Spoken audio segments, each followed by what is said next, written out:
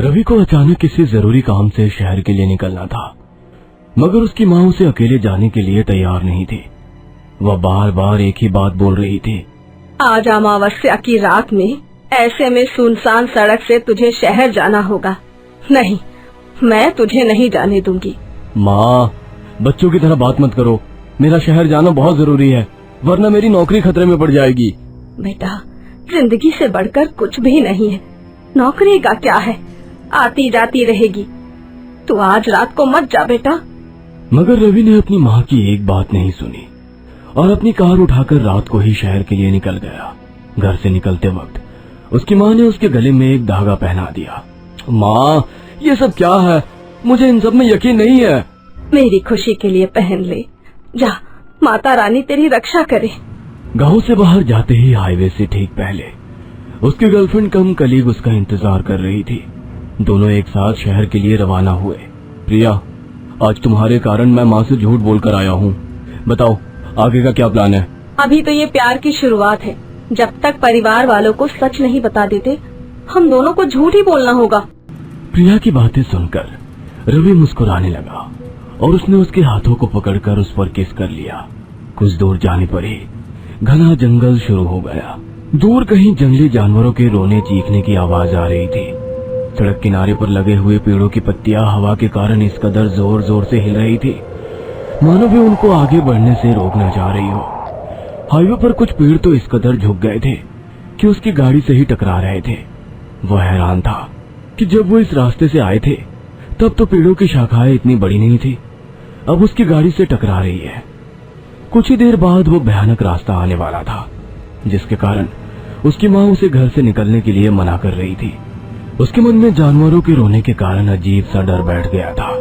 एक पल को तो उसका मन हुआ कि वापस लौट जाए, मगर ना चाहते हुए भी वो धीरे धीरे आगे बढ़ता रहा। अपने डर को दूर करने के लिए उसने गाड़ी में म्यूजिक ऑन किया। दोनों कुछ रोमांटिक म्यूजिक को एंजॉय करने लगे। कुछ पल तो म्यूजिक चला, मगर उसे शहर जाने के लिए पहाड़ काटकर बनाई गई लगभग 2 किलोमीटर लंबी टनल से गुजरना था। टनल से कुछ दूर ही उसकी गाड़ी के म्यूजिक सिस्टम में म्यूजिक बंद होकर किसी के जोर जोर से रोने की आवाज आने लगी। वो चेक करने लगा तो कुछ भी समझ में नहीं आया। तभी अचानक से टनल के किनारे पर उसे कोई खड़ा हुआ नजर आया। उसने तुरंत ही गाड़ी के ब्रेक लगाए, मगर दोबारा जब गाड़ी के हेडलाइट में देखा तो टनल के ठीक बाहर उगा हुआ बड़े बरगद का पेड़ अपनी बड़ी बड़ी शाखाओं के कारण ऐसा प्रतीत हो रहा था मानो कोई खड़ा हो। जब मन में डर बैठ जाता है तो पेड़ पौधे भी भयानक नजर आने लगते हैं। रवि, कंट्रोल योरसेल्फ यार। केवल 2 किलोमीटर की टनल है, पूरी टनल रोशनी से भरी हुई है, कोई डर नहीं है। क्या यार, 21वीं सदी में भी तुम भूत प्रेत पर यकीन करते हो? मेरी आंखों में देखो और यहाँ से फटाफट निकल चलो। प्रिया की बातें सुनकर रवि मुस्कुराता हुआ टनल के भीतर दाखिल हो गया। पूरी टनल सुनसान थी, ना ही कोई आ रहा था और ना ही कोई जा रहा था। वो फिर भी हिम्मत करके कुछ मीटर आगे चला था कि उसकी गाड़ी के फ्रंट कांच पर पानी की बूंदें टपकने लगी। वो हैरान था कि टनल के अंदर पानी कैसे आ रहा है। उसने वाइपर से साफ किया तो वो कुछ चिपचिपा सा लिक्विड था। वो गाड़ी वहीं रोककर कार से बाहर निकला और उसने कांच पर हाथ लगाकर देखा तो वो पानी नहीं, खून था। उसके मुंह से चीख निकल गई। उसकी चीख सुनकर वहां से कुछ चमगादड़ उड़ते हुए चले गए और एक मरा हुआ चमगादड़ उसकी कार पर आकर गिर गया। उसके शरीर में से खून निकल रहा था। उसे देखकर रवि को हंसी आ गई। अब उसे यकीन हो गया था कि उसके कार पर टपका हुआ खून उस मरे हुए चमगादड़ का था। वो दोबारा कार में जाकर बैठ गया और जैसे ही उसने कार शुरू की उसे एक पल के लिए लगा कि कार का पिछला दरवाजा भी बंद हुआ। उसने पीछे मुड़कर देखा तो कोई भी नहीं था। वो कार शुरू कर आगे बढ़ा। बैक व्यू मिरर से एक कार उसे आती हुई नजर आई। वो कार जैसे ही उसके करीब आई, कार के ड्राइवर तेज हॉर्न बजाकर आगे जाने के लिए रास्ता मांगने लगा। रवि को लगा शायद ड्राइवर को कहीं जाने की जल्दी होगी, इसलिए रवि ने अपनी गाड़ी साइड कर उसे आगे जाने के लिए इशारा कर दिया। मगर वो ड्राइवर कार को लेकर आगे नहीं निकला और पीछे से ही तेज हॉर्न बजा रहा था। रवि को यह सब बहुत अजीब लगा। उसने दोबारा ड्राइवर को आगे जाने के लिए सिग्नल दिया, तो भी कार आगे निकालने के बजाय ड्राइवर हॉर्न ही दे रहा था। गुस्से में रवि ने अपनी कार टनल के किनारे पर रोक दी ताकि वो कार उससे आगे निकल सके। मगर कुछ देर रुकने के बावजूद भी जब कार आगे नहीं निकली, केवल कार के हॉर्न की आवाज सुनाई दे रही थी। तो रवि ने बैक व्यू मिरर से देखा तो वहां पर कोई कार नहीं थी। रवि हैरान हो गया कि अभी तक तो कार के हॉर्न की आवाज आ रही थी, मगर अब अचानक से ये कार कहाँ चली गई। क्या हुआ? अचानक से कार क्यों रोक दी? वो दूसरी कार को आगे निकलना था। दूसरी कार? कौन सी दूसरी कार? वही कार जो बराबर हॉर्न दे रही है। मुझे तो कोई हॉर्न नहीं सुनाई दिया। प्रिया की बातें सुनकर डर के कारण उसके चेहरे पर पसीने की बूंद झलक आई। तभी उसे कार की पिछली सीट पर कुछ हलचल सी महसूस हुई। कुछ देर पहले उसे पिछला दरवाजा बंद होने की आवाज आई थी और अब किसी के होने की हलचल महसूस हो रही थी। इस कारण उसके पूरे शरीर में झुरझुरी आ गई। उसने पानी की बोतल ली और पानी पीने के लिए जैसे ही गर्दन ऊपर की तो कार की छत पर कुछ सफेद सा नजर आया जो अचानक ही गायब हो गया। रवि को समझ नहीं आ रहा था कि उसके साथ ये सब क्या हो रहा है। वो इस हादसे से उबर पाता उसके पहले ये कार अपोजिट डायरेक्शन से तेज स्पीड में आती हुई अचानक उसकी कार से टकरा गई। वो तेजी से चीखा। उसे लगा सब कुछ खत्म हो गया, मगर वो अभी भी सही सलामत था। वो सोच में पड़ गया कि ऐसा कैसे मुमकिन है। इस पूरे हादसे के बाद उसका दिल तेजी से धड़कने लगा था। उसने तुरंत अपना मोबाइल उठाया और किसी को मदद के लिए बुलाने की सोचने लगा, मगर मोबाइल में नेटवर्क ही नहीं था। पूरी सुनसान टनल और एक के बाद एक होते हुए हादसे। वो क्या करे? समय भी रात के 2 बज रहे थे। ऐसे में किसी की मदद मिलना भी मुश्किल था। अकेला होता तो कोई बात नहीं, उसके साथ प्रिया भी थी। यही सोचते हुए उसने अपनी कार को तेजी से भगाते हुए जल्दी ही टनल पार करने की सोच ली थी। उसने गाड़ी तेजी से आगे बढ़ाई। तभी उसे कार की पिछली सीट पर एक सफेद साया नजर आया। जैसे ही रवि ने उसे देखा, उसकी गाड़ी का बैलेंस गड़बड़ हो गया। गाड़ी टनल में लगे एक खंभे से जाकर टकरा गई। उसने तुरंत ही गाड़ी को संभाल लिया था, इसलिए बड़ा हादसा होने से रह गया। मगर 2 सेकंड के बाद जब उसने दोबारा पिछली सीट पर देखा तो वहां पर कोई नहीं था। उसे अपनी डिसीजन पर पछतावा हो रहा था कि क्यों वो रात में निकला। उसे अपनी माँ की बात मान लेनी चाहिए थी। मात्र 2 किलोमीटर का लंबा रास्ता ऐसा लग रहा था जैसे उस टनल के अंदर सदियां बीत गई हो। भय के कारण धड़कनों की गति तेज हो गई थी कि संभलना मुश्किल होने लगा था। हाथ पैरों के एक एक रोंगटे खड़े हो गए थे। अब तो उसे गाड़ी से नीचे उतरने में भी डर लग रहा था। उसने तुरंत गाड़ी चालू की और वहां से निकलने लगा, मगर तभी जो साया उसे कार में नजर आ रहा था अब वो सड़क के किनारे खड़ा था। जैसे ही रवि ने उसे देखा, उसकी चीख निकल गई। टनल के अंदर जलने वाली लाइट बंद चालू होने लगी थी।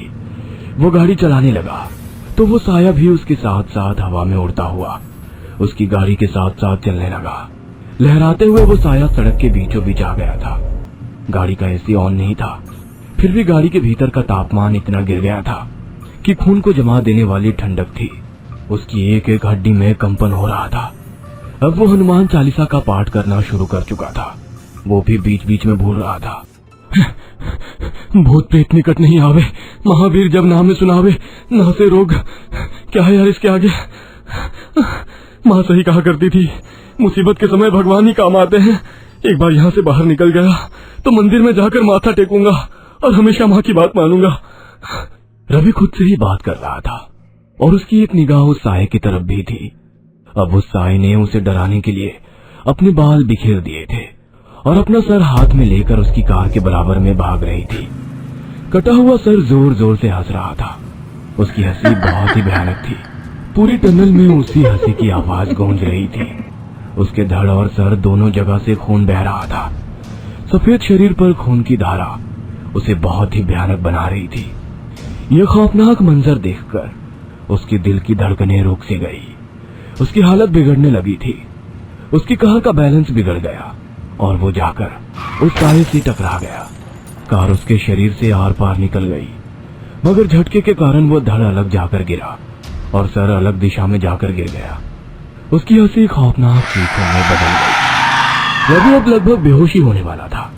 उसने खुद को संभाला और कार तेजी से लेकर उस खौफनाक टनल के बाहर आ गया।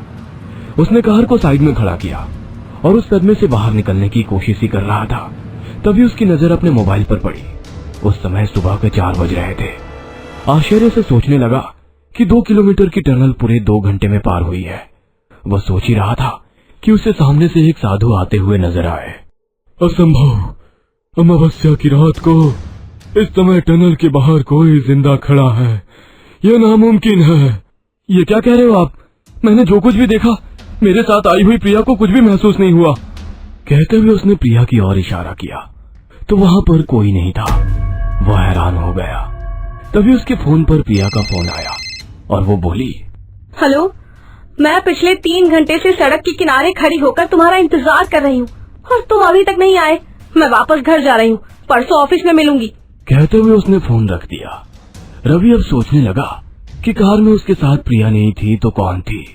सत्य ही कह रहा हूँ, अमावस्या की रात यहाँ पर एक बुरी आत्मा भटकती रहती है जो लोगों का ध्यान भटकाकर उनकी बलि ले लेती है। तुम्हारी गाड़ी की और तुम्हारी दशा बता रही है कि तुम साक्षात मौत से मुकाबला कर रहे हो, मगर तुम कैसे जिंदा बच गए यह सोचने का विषय है।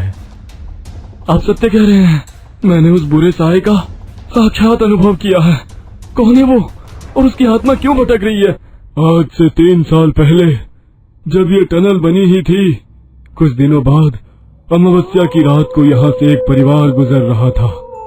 ना जाने कैसे उनकी कार पलट गई और पूरा परिवार वहीं पर खत्म हो गया। एक बूढ़ी महिला जिंदा बची थी, मगर उस हादसे में उसकी गर्दन लटक चुकी थी। उसे हॉस्पिटल लेकर गए, तब तक वो मर गई, मगर उसकी आत्मा आज भी यहाँ पर अपने परिवार को ढूंढ रही है और उसका परिवार नहीं मिलता है तो यहाँ से गुजरने वाले लोगों को परेशान करती है। मैं यहाँ पर हर अमावस्या को उसकी आत्मा की शांति के लिए पूजन करता हूँ, मगर आज पहली बार ऐसा हुआ है कि कोई उस आत्मा से बचकर जिंदा इस टनल से बाहर आया है। शायद ये सब कुछ तुम्हारी माँ के आशीर्वाद से हुआ है। देखो, तुम्हारे गले में देवी का रक्षा कवच है। साधु के कहने पर अचानक से रवि का हाथ अपने गले पर गया। उसके गले में एक धागा बंधा था जो जबरन उसकी माँ ने उसे घर से निकलने से पहले पहना दिया था। आज रवि को यकीन हो गया कि माँ की दुआओं का बहुत असर होता है। देर रात का पहर था। जंगली इलाका होने की वजह से चारों तरफ खामोशी छाई हुई थी। एक छोटी सी टेंट में नेहा और राजीव अपने हाथों को थामे हुए एक दूसरे की आंखों में देख रहे थे। दूसरे टेंट में पूरब और मेघना सो रहे थे। तभी अचानक से नेहा ने पलकें झपकाई। यस हार गई। राजीव खुशी से चिल्लाया। इतना भी खुश होने की जरूरत नहीं है, बोलो क्या करना है। लेट मी टेल यू, याद है वो बरगद का पेड़ जो हमने दिन में देखा था? हाँ, जिस पर कई मटकियाँ लटकी हुई थी। हाँ वही। तुम्हें उस पेड़ के पास जाना है और उसके साथ अपनी एक सेल्फी लेकर वापस आना है। यार वो तो यहाँ से काफी दूर है तो सही, लेकिन टास्क तो पूरा करना ही पड़ेगा। नेहा टेंट से निकलकर उस तरफ चल दी। जंगल की खामोशी में उसके कदमों की आवाज टक टक टक टक एक अलग ही तरह का डरावना माहौल पैदा कर रही थी। वो तेज तेज कदम बढ़ाते हुए उस पेड़ के पास पहुंच गई। यार कितना डर लग रहा है, जल्दी से सेल्फी ले लेती हूँ। उसने मोबाइल का कैमरा ऑन किया। उस पेड़ पर कई सारी मटकियां लटकी हुई थी। तभी उसका पैर किसी पत्थर से टकराया और वो जैसे ही लड़खड़ाई, उसने खुद को गिरने से बचाने के लिए एक मटकी पकड़ ली। तभी पेड़ से बंधी रस्सी टूटी और वो मटकी के साथ साथ जमीन पर गिर पड़ी। मटकी जमीन पर गिरते ही टूट चुकी थी। उसके अंदर नींबू, मिर्ची, सिंदूर, एक काली गुड़िया, एक जायफल का टुकड़ा और एक कच्चा आम था जो कि अब खराब हो चुका था। अजीब बात है, इन मटकियों में इतना फालतू सामान होगा, मैंने सोचा भी नहीं था। तभी नेहा ने जमीन पर गौर किया तो उसकी परछाई के पीछे एक और अक्स नजर आ रहा था। नेहा के दिल की धड़कनें तेज तेज चलने लगी। उसने झट से पलट कर देखा तो उसकी चीख जंगल में गूंज कर रह गई। अब काफी देर हो चुकी थी और नेहा वापस नहीं लौटी थी। ये नेहा अभी तक वापस क्यों नहीं आई? उसने नेहा को कॉल लगाया, लेकिन उसका कॉल अब रिसीव भी नहीं हो रहा था। ये देखकर वो डर गया और दूसरे कैंप में जाकर उसने पूरब और मेघना को सारी बात बताई। तुझे उसको ऐसा टास्क देने की जरूरत क्या थी? पता है ना, जंगल में रात के टाइम कुछ भी हो सकता है। माना मुझसे गलती हुई है, लेकिन अब प्लीज मेरे साथ चलो, मुझे बहुत डर लग रहा है। अब राजीव, मेघना और पूरब तीनों उसी बरगद के पेड़ की तरफ चल दिए। वहाँ जाकर उन्हें नेहा पेड़ के पास ही बेहोश पड़ी नजर आई। Oh my God, Neha! तीनों उसे उस हालत में देखकर परेशान हो उठे। नेहा, आंखें खोलो। नेहा को होश नहीं आ रहा था तो वो तीनों उसे उठाकर टेंट की तरफ ले गए। बॉन फायर के सामने उन्होंने उसे लिटाया और फिर मेघना ने उसके चेहरे पर पानी छिड़ककर उसको होश में लाया। Neha, are you okay? Neha ने अपने माथे पर हाथ फेरते हुए कहा, हाँ, मैं ठीक हूँ, लेकिन कुछ याद नहीं आ रहा है कि क्या हुआ था। कोई बात नहीं, तुम ठीक हो, यही अच्छी बात है। उसके बाद चारों अपने टेंट में जाकर सो गए। अगले दिन दोपहर तक वहीं रुकने के बाद वो घर के लिए निकले। रात होते होते वो शहर पहुंच गए। मेघना ने राजीव और नेहा को उनकी सोसाइटी पर ड्रॉप कर दिया। नेहा अपने फ्लैट पर पहुंची तो राजीव भी उसके पीछे हो लिया। सॉरी नेहा, मेरे टास्क की वजह से तुम्हारे साथ क्या हो गया? मैं आज रात तुम्हें अकेला नहीं छोड़ने वाला। आज रात में तुम्हारे पास ही रुक जाता हूँ। ओहो, सिचुएशन का एडवांटेज ले रहे हो? बिल्कुल नहीं, मैं दूसरे रूम में रुकने वाला हूँ, ठीक है? ओके। दरवाजा खोलकर दोनों हॉल में पहुंचे ही थे कि अचानक लाइट चली गई। नेहा को अपनी गर्दन पर किसी की गर्म सांसें महसूस हुई और तभी उसने नेहा के गले पर किस किया और अचानक से लाइट आ गई। नेहा राजीव को गुस्सेल नजरों से देखने लगी। क्या हुआ? तुमने अंधेरे का फायदा उठाकर अभी मुझे किस किया ना? क्या बोल रही हो? मैं तो तब से यहीं खड़ा हूँ। ऐसा कहकर राजीव एक कमरे में सोने चला गया। नेहा ने इसको राजीव की ही शरारत समझकर इग्नोर कर दिया और अपने कमरे में चली गई। बेड पर जाकर उसने लैंप को ऑफ किया और आंखें बंद करके लेट गई। कुछ देर बाद उसकी चादर किसी ने खींची। उसने सोते हुए ही चादर वापस ऊपर खींच ली, लेकिन तभी किसी ने दोबारा उसकी चादर खींची और इस बार नेहा की आंख खुल गई और उसने लैंप ऑन किया। उसने देखा कि कमरे में कोई नहीं है और उसकी चादर जमीन पर पड़ी है। यार, चादर वहाँ कैसे पहुँची? वो जैसे ही चादर लेने के लिए बेड से उतरी, किसी ने उसके कंधे पर हाथ रखा। उसके दिल की धड़कनें मानो रुक सी गई और सांसें गले में अटक कर रह गई। उसने हिम्मत करके एक झटके में पीछे पलट देखा और जोरों से चिल्ला उठी। उसकी चीख सुनकर राजीव जाग उठा और उसने कमरे की तरफ भागना शुरू किया। नेहा बेड पर अपने घुटने में मुंह छिपाए बैठी थी। Neha, are you okay? उसने एक झटके के साथ राजीव की तरफ देखा और मुस्कुराते हुए खड़ी हुई। उसने नाइटी पहनी हुई थी जिसमें उसका बदन बहुत ही खूबसूरत लग रहा था। होठों पर लाल रंग की लिपस्टिक और आंखों में काजल उसकी खूबसूरती में चार चांद लगा रहे थे। तुम चिल्ला क्यों रही थी? उसने मुस्कुराते हुए जवाब दिया। इडियट, इतनी सी बात नहीं समझते? ऐसा कहकर उसने झट से राजीव को गले लगा लिया और अपने हाथों को उसकी कमर पर फेरने लगी। राजीव ने अब महसूस किया कि वो अपने तेज नाखूनों से उसकी कमर को खरोंच रही है और उसकी कमर से खून निकलने लगा था। ये क्या कर रही हो तुम? ऐसा कहते हुए वो नेहा से अलग हुआ। नेहा की आंखें लाल लाल चमक रही थी और नाखून किसी डायन की तरह खूंखार हो गए थे। राजीव कुछ समझ पाता इससे पहले ही वो उस पर झपटी और उसके सीने में बैठ गई। नेहा, लीव मी, छोड़ो मुझे। तभी नेहा ने दोनों हाथ से उसका सीना चीर डाला और उससे खून की तेज धार निकली और राजीव वहीं ठंडा पड़ गया। सुबह जब नेहा की आंख खुली तो वो अपने बेड पर अकेली थी। उसको वो सारी घटना याद आई जो रात को हुई, लेकिन उसका कमरा अब एकदम साफ था। बेड पर भी खून का कोई नामो निशान नहीं था। यार, मेरे साथ क्या हो रहा है? वो सपना था या सच? तभी डोरबेल बजी और उसने जाकर मेन डोर खोला। सामने उसका बड़ा भाई रोहित खड़ा था। कैसी हो मेरी प्यारी बहना? अचानक से भैया को सामने देख वो खुशी से उसके गले लग गई। अरे लगता है इस बार कुछ ज्यादा ही मिस कर रही थी मुझे। हाँ भैया, मुझे आपकी बहुत याद आ रही थी। भैया से मिलकर नेहा की हिम्मत सी बढ़ चुकी थी, फिर भी उसने रोहित से कोई बात शेयर नहीं की। दोपहर के वक्त नेहा किचन में खाना बना रही थी। रोहित हॉल में बैठा हुआ अखबार पढ़ रहा था। नेहा को महसूस हुआ कोई उसकी कमर पर बेतहाशा अपना हाथ घुमा रहा है। फिर से उसकी सांसें अटकने लगी। उसने एक झटके से पीछे मुड़कर देखा तो किचन की लाइट्स बंद हो गई और ऐसा लगा कि किसी ने कसकर उसे गले लगा लिया है। उसने चीखना चाहा तो उसके मुंह से आवाज तक न निकली। तेज नाखूनों वाला हाथ उसकी जुल्फों से खेल रहा था। फिर उसके कानों में एक भयानक सी आवाज आई, तुम अब मेरी हो नेहा। उसकी चीख सुनकर रोहित जल्दी से किचन में पहुंचा। उसने देखा कि नेहा शेल्फ पर अपने हाथ को रखकर दूसरे हाथ में चाकू पकड़े हुए उस पर निशाना लगा रही है। नेहा, तुम ये क्या कर रही हो? नेहा ने एक झटके से उसकी तरफ देखा और उस पर चाकू से हमला किया। रोहित के हाथ से खून निकलने लगा। वो दूसरा हमला करने ही वाली थी कि रोहित ने उसे रोका और बड़ी मुश्किल से काबू किया। वो तरह तरह की भयानक आवाज निकाल रही थी। ये अब मेरी है, तू भी मारा जाएगा, कच्चा चबा जाऊंगा तुझे। रोहित बड़ी मुश्किल से उसको कमरे में लेकर गया और उसको बंद कर दिया। मुझे बाहर निकाल मुझे।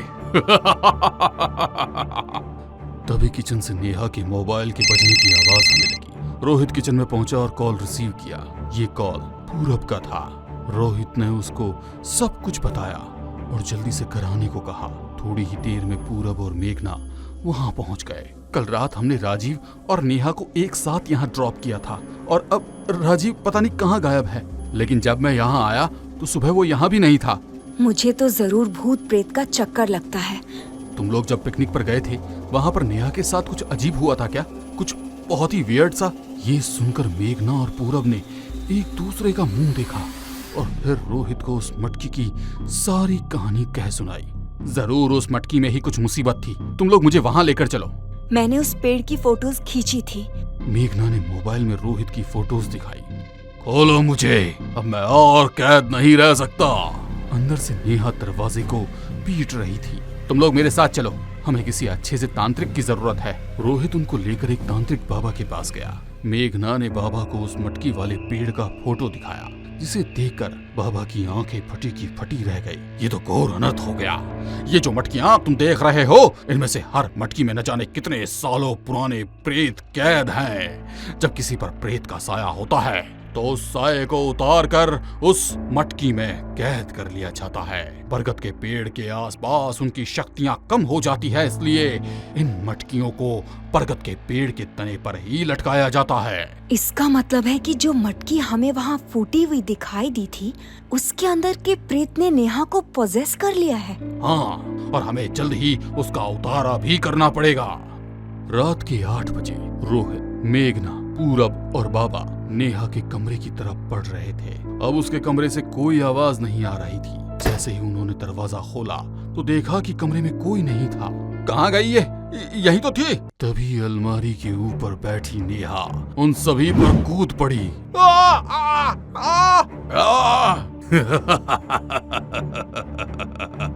बाबा ने कुछ मंत्र पढ़ा और उस पर भस्म फेंकनी चाहिए, इससे पहले ही वो कमरे से बाहर भाग गई। पकड़ो उसे! सभी बाहर निकले तो उसकी सिर्फ आवाज सुनाई दे रही थी। रोहित ने गौर किया कि उसकी आवाज स्टोर रूम से आ रही थी। रोहित भागकर स्टोर रूम में गया तो वो रोहित पर झपट पड़ा। वो रोहित के मुंह पर, हाथों पर अपने तेज नाखूनों से बुरी तरह खरोंच रही थी।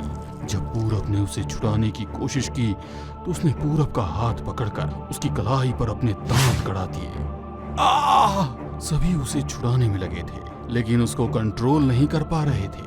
बाबा ने तभी उसके ऊपर मंत्र पढ़कर कोई भस्म फेंकी, जिससे वो चिल्ला उठा। पूरब और रोहित ने मिलकर उसके हाथ और पैर बांध दिए। तांत्रिक बाबा ने उसके चारों ओर एक घेरा खींचा और उसमें एक मटकी रख दी। मैं तुझे हुक्म देता हूँ, चुपचाप इस मटकी में समा जा।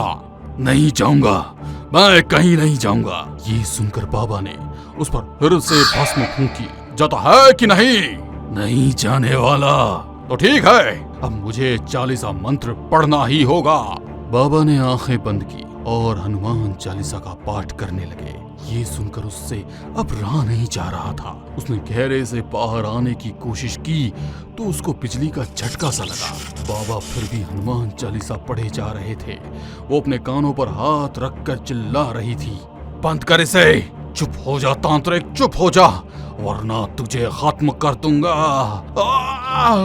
बोलो सियापति रामचंद्र की जय। नेहा बहुत जोरों से चिल्लाई और उसके शरीर से आत्मा निकलकर उस मटकी के अंदर समा गई। बाबा ने उस पर काला कपड़ा ढककर उसका मुंह बंद कर दिया।